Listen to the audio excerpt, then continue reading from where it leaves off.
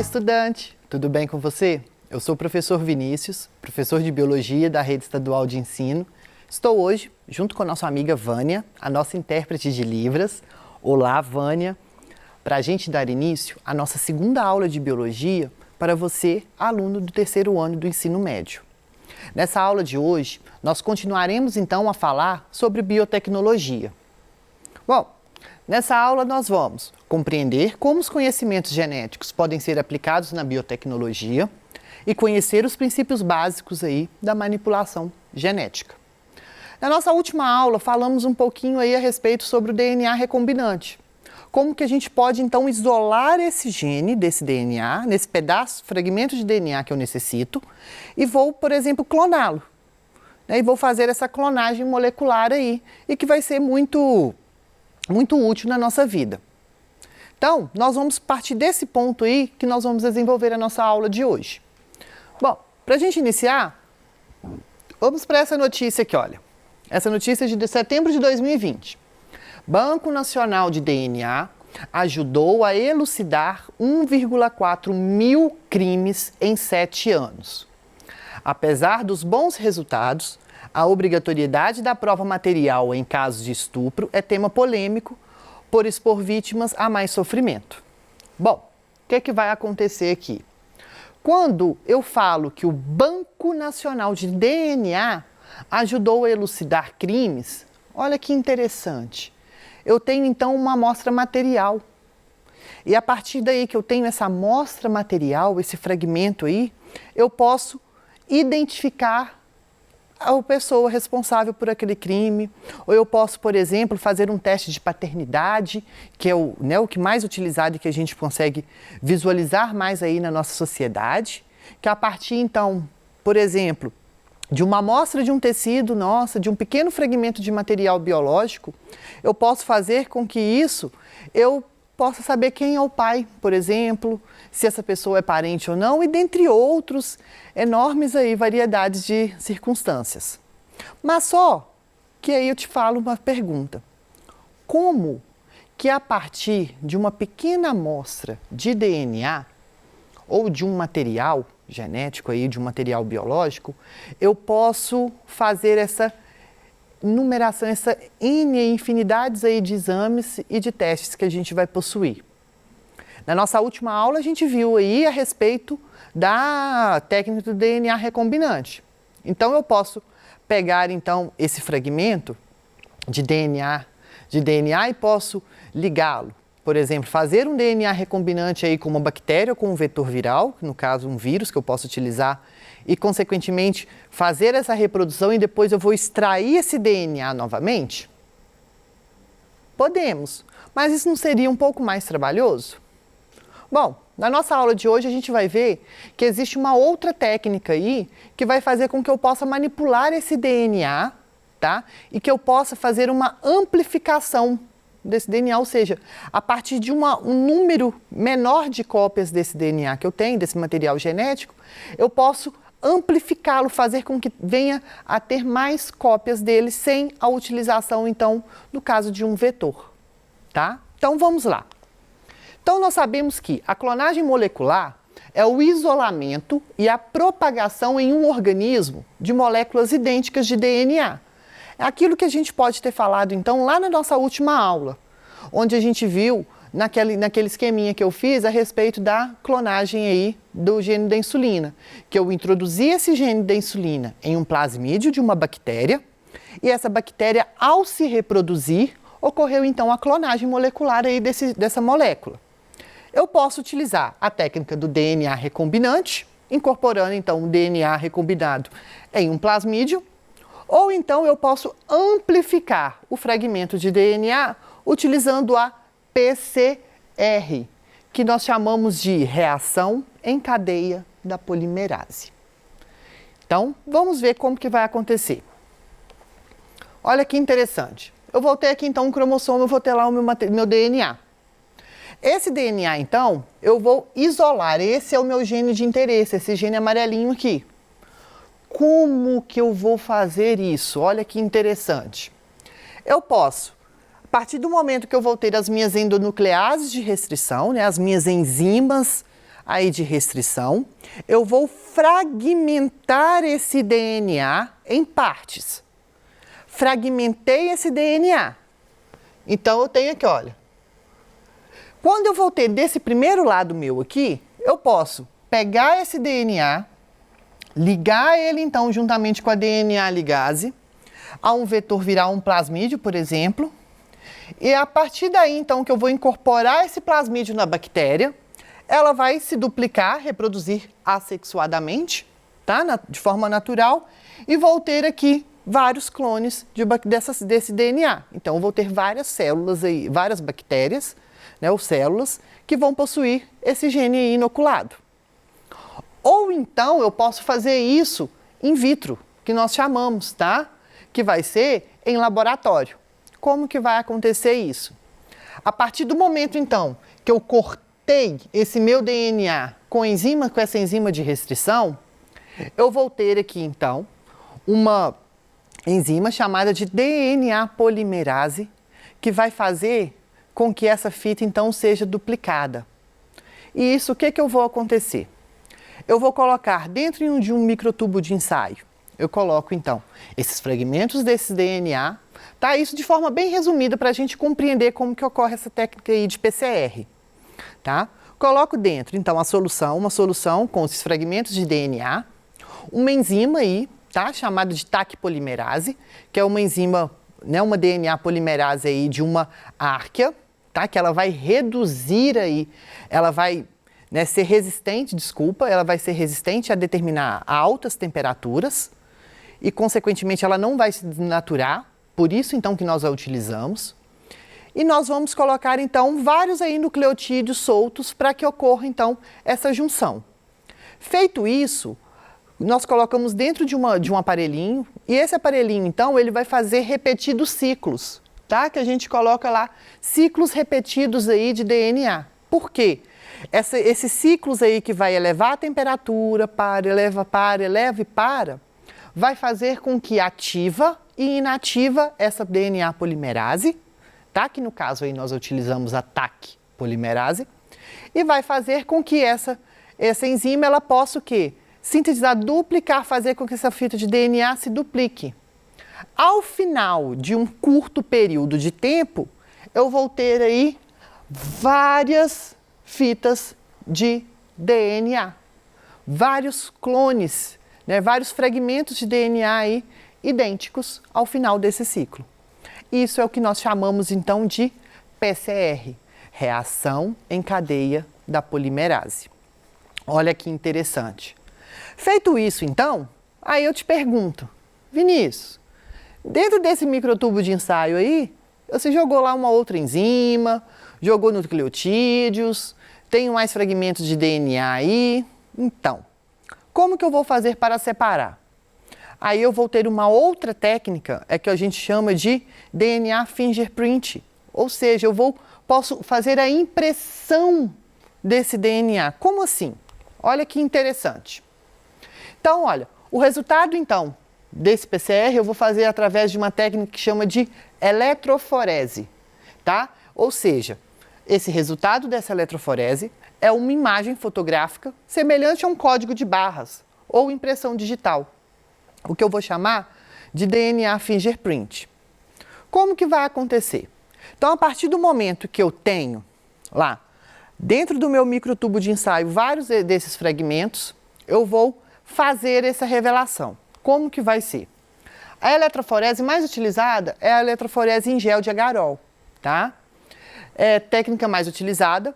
Vou colocar, então, uma solução contendo os fragmentos de DNA, é aplicada em um gel de agarose, tá? E esses fragmentos de DNA, eles são separados eletricamente, tá? Utilizando-se, então, um campo elétrico. Nessa imagem aqui que a gente tem aqui ao lado, a gente consegue ver perfeitamente como que ocorre aqui a impressão. Através de uma radiação ultravioleta que a gente consegue ver os fragmentos certinho. Mas como que isso vai funcionar, Vinícius? Assim, é meio abstrato ainda da gente ver. Mas olha que interessante como que acontece. Vou ter que, então, coloco na cuba, faço, então, preparo o gel de agarose. Feito isso, vou colocar ele na cuba, Coloquei na cuba e esperei ele endurecer. Feito isso, o que vai acontecer? Dentro desses poros aqui, eu vou colocar várias soluções de DNA. Então, coloco um pouquinho, um pouquinho, um pouquinho. Geralmente, sempre nessa primeira ponto aqui, eu vou colocar a minha matriz. O que vai ser a minha matriz? A partir, então, de técnicas e de estudos, eu vou saber que daquela solução, eu já tenho como se fosse um gabarito. Para saber qual, então, qual parte, né, em qual pedacinho ali que vai acontecer essa impressão, tem o fragmento de DNA necessário que eu quero. Feito isso, então, eu vou, coloco em cada poço, eu vou inserir, então, essa solução contendo os fragmentos de DNA. E ligado a essa cuba, então, olha que interessante, coloco a cuba aqui. Eu vou colocar circuitos, tá? Com uma diferença, então, de potencial aí de 80 a 120 volts, que é o mais utilizado, que vai gerar um campo elétrico necessário para atrair os fragmentos de DNA para o lado oposto da placa de agarose. Como assim, Vinícius? A molécula de DNA, ela vai ser uma molécula eletricamente negativa. Ela vai possuir uma carga negativa. Com isso, então, a molécula de DNA vai migrar até o polo positivo. Então, como que vai ser? Olha só, tenho aqui a placa. Polo negativo, polo positivo. A partir, então, que vai acontecendo, então, que eu vou ligar, essa molécula, então, essa solução, as moléculas de DNA, elas vão ser atraídas para o polo positivo. Tá? Então, igual eu falei, os fragmentos de DNA têm carga negativa, então são atraídos pelo eletrodo carregado positivamente. Esse movimento, então, ele vai depender unicamente do tamanho do fragmento, porque a relação carga elétrica e massa é igual para qualquer fragmento de DNA. Ou seja, olha que interessante. O gel de agarol, então, ele vai ser um gel poroso. Vamos pensar que ele vai funcionar como se fosse uma peneira. A partir do momento, então, que eu fiz a amplificação do DNA, que eu tenho aí várias moléculas aí de vários tamanhos, consequentemente, eles vão ser o quê? Atraídos de maneira igual do polo negativo para o polo positivo. Como eles vão ser ligados todos ao mesmo tempo, eles vão ser expostos ali à mesma carga elétrica ao mesmo tempo, eles vão movimentar. Partículas que vão se movimentar mais rápido vão ser aquelas partículas que vão ser menores, que vão passar pelos poros mais facilmente. Partículas maiores vão ficar retidas mais próximo ao polo negativo, porque elas vão ter a dificuldade de passar pelo poro. Por isso, então, que esse gel de agarose, ele funciona como uma peneira, para que a gente possa, então, selecionar aí e ver quais vão ser os fragmentos de DNA e vamos separá-los através pelos tamanhos, pelos pares de base, pelo pareamento dessas bases. Tá? E como que vai ficar isso? Olha que interessante. Então, ó, quanto mais distante o fragmento se posicionar em relação ao depósito, menor é o seu tamanho. Após isso, então, essa interrupção dessa corrente elétrica para visualizar os fragmentos de DNA, utiliza-se um corante fluorescente e observa-se sob a luz ultravioleta. Então, olha só, eu tenho aqui, ó, fez esse movimento. Reparem que nós temos vários campinhos roxinhos aqui que vão mostrar essas moléculas de DNA juntas. Para que eu possa fazer essa revelação, então, o que eu faço? Eu utilizo um corante. Feito esse corante, eu vou fazer o quê? A revelação disso. Normalmente, então, eu utilizo o corante, o brometo de etídio, que é o corante mais utilizado para fazer essa técnica, que vai permitir, então, a visualização através da exposição à radiação ultravioleta. E olha só que interessante, eu consigo separar. Através disso, eu já tenho a minha matriz, ou seja, já tenho o meu gabarito, e vou selecionar e vou retirar, então, do gel de agarose apenas os fragmentos que eu quero. Feito isso, ao final desse processo, vou ter apenas fragmentos de DNA que realmente eu quero e vão ser separados aí de acordo com o seu tamanho, de acordo com a quantidade de pares de bases que eu vou ter disponíveis. Então, olha só que interessante. Como que a gente vai utilizar isso? Quem que vai ser o pai aqui dessa criança? Então foi feito um teste de paternidade. Nós sabemos que o nosso DNA aí, nós temos a maioria dos nossos genes, são genes inativos. Ou seja, são genes aí que antes acreditava que não decodificava nenhuma proteína. Só que eles vão ser importantíssimos, porque essa sequência ela se repete de geração para geração. Então, essa sequência de DNA inativo é que vai ser responsável para que eu possa fazer, então, o teste de paternidade. Olha que interessante. Como nós sabemos que 50% da nossa recombinação veio do pai e 50% da mãe, né? Metade dos nossos cromossomos homólogos vem do pai, metade da mãe aí. O que é que vai acontecer? Tem a mãe, tem a criança e tem o homem. Os homens aí que podem ser os pais. Como que eu vou identificar? Através desse padrão. Lembram que eles são separados por pares de bases e sequências? Então eu já tenho aqui, olha, o meu gabarito. Feito isso, eu vou ver. Olha só que interessante. Esse pedaço corresponde a esse da mãe, esse com esse, esse com esse, esse com esse. Então, os outros pedaços aqui, então, fragmentos que não correspondem ao da mãe, tem que ser, então, o quê? Igual ao do pai. Como que vai ser? Olha, observa aqui. As 3 bandas de DNA de origem paterna, não encontrados na mãe, ocorrem aqui, ó, no homem B, que vai ser esse daqui, que vai estar aqui, esse daqui aqui e esse daqui aqui. Feito isso, então, eu sei que quem é o pai é o homem B. Então, isso é muito interessante. Na hora que a gente joga lá, então, tudo isso, faz a amplificação, tenho lá o material genético do pai, da mãe, dos possíveis pais, da mãe e da criança, coloco tudo isso na cuba em sequência e, feito isso, eu vou ter esse final, a impressão aqui. Vou analisar. Isso, então, eu posso concluir que 99,9% de chance de ser o pai vai ser o homem B. Vamos testar isso aqui numa questão. 5 casais alegavam ser os pais de um bebê. A confirmação da paternidade foi obtida pelo exame de DNA. O resultado do teste está esquematizado na figura em que cada casal apresenta um padrão com 2 bandas de DNA, faixas, uma para o suposto pai e outra para a suposta mãe, comparadas à do bebê. Então, eu tenho aqui, olha, a do bebê e tenho pai e a mãe, pai e a mãe, pai e a mãe. Lembrando que 5 pais, tá? 5 pessoas, 5 homens, então, alegam ser os pais para uma mãe. Então, olha só, o que eu vou fazer aqui? Vou fazer a comparação. Olha que interessante. Vamos fazer aqui a comparação aqui. Então, eu vou ter aqui, ó, tenho essa banda aqui. Essa banda, quem vai ter? Olha, a mãe tem. Correto? E, beleza. Segunda banda. Qual que eu vou ter? Esse pai aqui tem. E aqui, ó, a mãe tem. Essa banda aqui, o que vai acontecer? Essa mãe tem. Essa banda, tanto o pai quanto a mãe aqui vai ter. Tanto o pai quanto a mãe. Tanto o pai e a mãe, ó. Quanto a mãe. Essa banda aqui, ó. Esse pai.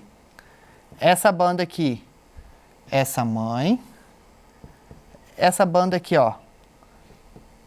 Os dois vão possuir. E aqui vai possuir. E essa banda. Esse pai. Olha que interessante. Como que eu vou saber qual que é? Pelo maior número de repetições. Lembrando que metade sempre vem da mãe e metade vem do pai. Então, como que eu posso saber? Todas as bandas, então, coloridas do teste do bebê devem ter vindo de uma das partes. Assim como as bandas em branco também devem combinar com ao menos um dos pais, na 7ª banda, de cima para baixo do bebê, apenas a mãe no casal 3 e o bebê apresentam coloração. Logo, o bebê é da mãe 3. Então, igual a gente possui ver aqui, ó.